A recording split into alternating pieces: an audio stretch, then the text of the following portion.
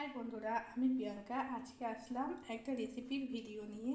আজকে দেখাবো তোমাদের নিরামিষ সারে দই পটলের রেসিপি। এর জন্য দেখো আমি বেশ কয়েকটা পটল নিয়ে নিয়েছি। পটলগুলোকে দেখো ভালো করে ছাড়িয়ে নিয়েছি, এরকম একটু খোসা রেখে এরকম করে করে ছাড়িয়েছি। আর পটলগুলো দেখো মাঝখান দিয়ে এরকমভাবে দুদিকটাই চিড়ে দিয়েছি, কারণ যাতে ভালো করে তেল মশলাটা ঢোকে তার জন্যে। এবার কড়াই বসিয়ে দিয়েছি, কড়াইতে দিয়ে দিচ্ছি এবার তেলটা গরম হতে থাক, ততক্ষণে মশলাটা দেখিয়ে দিই। তেল গরম হচ্ছে, এদিকে মশলাটা দেখো দেখে নিই। এর জন্য আমি দু রকমের মশলা দেবো। একদিকে একটু নিচ্ছি দেখো, এটা কাজবাদাম, একটু পোস্ত, আর নিচ্ছি একটু চালমগজ। এইটা আলাদা করে একটু জল দিয়ে আমি ভিজিয়ে রেখে দেবো কিছুক্ষণের জন্য, যাতে এটা নরম হয় তার জন্যে। আর অন্যদিকে আর একটা বাটিতে নিয়েছি দেখো, এতে দিচ্ছি একটু আদা আর কাঁচা লঙ্কা, ঝাল যে যেরকম খাবে সেই অনুযায়ী লঙ্কাটা দেবে। আর দিচ্ছি একটু গোটা জিরে, কয়েকটা গোলমরিচ, আর পরিমাণ মতো হলুদ গুঁড়ো।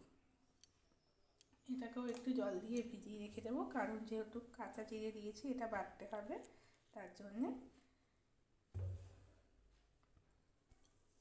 এবার তেলটা গরম হয়ে গেছে, তেলের মধ্যে এবার আস্তে আস্তে আমি সব পটলগুলো ছেড়ে দেবো। তেলের মধ্যে পটলগুলো ছেড়ে দিয়েছি। এবার এতে দিচ্ছি অল্প একটু হলুদ গুঁড়ো, আর দিচ্ছি একটু হালকা অল্প একটু হাফ চামচ মতো নুন দিয়ে ভালো করে পটলগুলো লাল লাল করে ভেজে নামিয়ে নেব। ততক্ষণে পটলটা ভালো হতে থাক, ততক্ষণে মশলাটা করে নিই। পটলগুলো দেখো লাল লালভাবে ভাজা হয়ে গেছে, এবার নামিয়ে নেব। দেখো কড়াইয়ে তেলের মধ্যে দিয়ে দিচ্ছি কিছু ফোড়ন, একটু কালো জিরে, একটা গোটা তেজপাতা আর একটা শুকনো লঙ্কা মাঝখান দিয়ে ভেঙে দিয়েছি। ফোড়নটা একটু হালকা নাড়িয়ে নেব। ফোড়নটা ভাজা হয়ে গেছে, এবার এতে দিয়ে দিচ্ছি আদা জিরের পেস্টটা। এই জিরে আদা লঙ্কার পেস্টটাকে ভালোভাবে নাড়িয়ে একটু ভেজে নেব। জিরে আদা লঙ্কাটা বেশ ভাজা হয়ে গেছে, এবার এতে দিয়ে দিচ্ছি যে কাজু আর পোস্তর পেস্টটাকে দিয়ে আরেকটু একটুকে নাড়িয়ে নেব। তখন মশলাটা থেকে যখন এরকম তেল ছেড়ে দেবে তখন দিয়ে দেবো এতে ভেজে রাখা পটলগুলো, আর এর সাথে করবো একটু স্বাদ মতো নুন, আর কালারের জন্য দিচ্ছি একটু কাশ্মীরি লঙ্কা গুঁড়ো দিয়ে ভালোভাবে এটা একটু কষিয়ে নেব।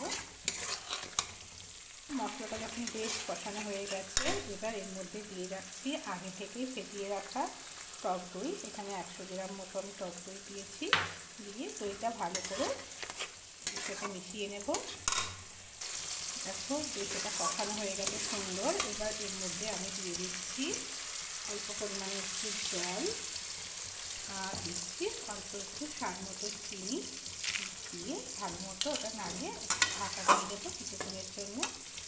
দেখো সুন্দরভাবে ফুটে আমাদের পটলগুলো সেদ্ধ হয়ে গেছে আর হালকা একটু ভেজে আছে, তাহলে এটা রেডি। এবার এর উপর ছড়িয়ে দিচ্ছি একটু আমি গরম মশলা গুঁড়ো আর 1 চামচ মতো ঘি দিয়ে এবার এটা নামিয়ে নেব। তো আমাদের রেডি দই পটলের রেসিপিটা। তোমাদের কেমন লাগলো অবশ্যই জানিও। ভালো লাগলে লাইক কমেন্ট করো। টাটা, এখানেই শেষ করছি, ফিরে আসবো।